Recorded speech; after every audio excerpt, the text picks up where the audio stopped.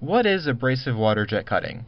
It is the process of taking a reservoir water and putting it through a pump until it reaches high pressures.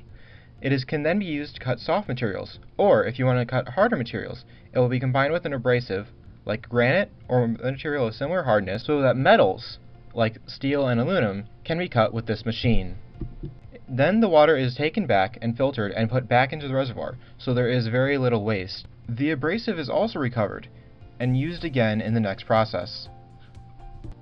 One of the primary benefits of this, compared to others, is that there has a relatively low maintenance cost. There are relatively few moving parts, and there is no heat generation, due to it being a water jet.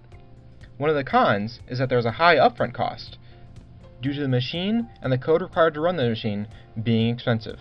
Some of the applications for this include steel, aluminum, as well as softer materials like plastic able to be formed into the shapes. Thank you. Have a nice day.